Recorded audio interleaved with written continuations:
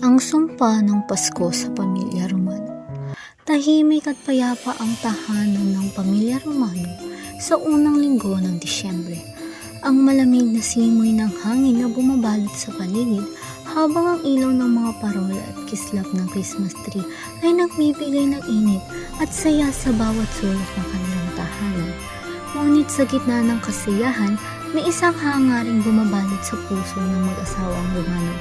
Ang magkaroon pa ng isang anak bilang handog sa kabutihan ngayong Pasko.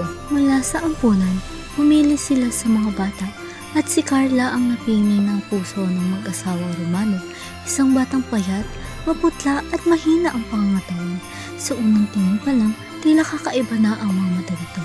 Malalalim, malamig at may taglay na nahiwagang hindi maipaliwanag. Subalit tinanggap nila si Carla ng buong puso sa pag-asang madarama niya ang tunay na init ng pamilya. Ngunit paglipas lamang ng ilang araw, nagsimulang magbago ang lahat. Ang tahanan dati puno ng tawa, tila napalitan ng bigat at katahimikan. Ang mga anino ay gumagalaw kahit walang tao. Ang mga laruan ng mga bata ay unti-unting nagkakaroon ng masasamang anyo. Habang ang aso ng pamilya ay tumatahol sa madilim na sulok ng bahay, tila may nakikita itong hindi nakikita ng mga tao. Ang bawat gabi ay nagiging mas mahaba, mas malamig at mas nakakatakot. Habang papalapit ang Pasko, mas lumalakas ang kakaibang presensya sa bahay. Isang gabi sa desperas ng Pasko, isang sigaw ang gumising sa lahat. Tumakbo ang mga magulang papunta sa kwarto ng mga bata. Ngunit ang nadatnan nila ay dugo sa mga kama at dalawang pinakabatang anak ng pamilya ay nawawala. Habang nagkakagulo, napansin nilang wala si Carla. Isang bakas ng dugo ang nagtulak sa kanilang pumunta sa sala. Doon nila nakita na nakatayo ito sa harap ng bilin. Ang mga mata nito ay puting-puti at ang kanyang tinig ay magaspang habang bumibigkas ng wikang hindi nila maunawaan. Ang hangin ay lumalamig, ang ilaw ng parol ay kumukurap at doon nila napagtanto ang katotohanan.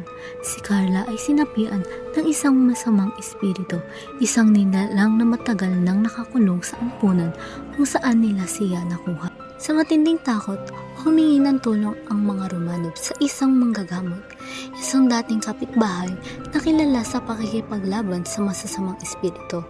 Habang sinisimulan ng ritual, kumislot ang katawan ni Carla. Ang kanyang boses ay nag-iba. Naghalo ang sigaw ng isang bata at tinig ng isang matanda. Ang buong bahay ay yumanig, ang mga ilaw ay pumuputi, at ang bawat anino sa dingding ay tila nabubuhay. Matapos ang mahamang gabi ng dasal at sigawan, sumikat ang araw ng Pasko at natapos ang lahat.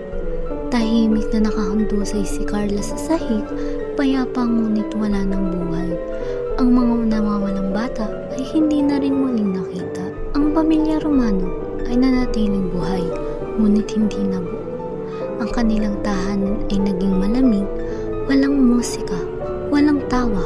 Mula noon, ang Pasko ay hindi na nagdala ng kasiyahan para sa kanila, kundi isang paalala ng takot, pagkawala at sumpa. Sapagkat may mga bagay na mas mabuting huwag nilang pakialaman, may mga kaluluwang dapat manatiling tahimik, at may mga kabaitan na binabayaran ng lahat.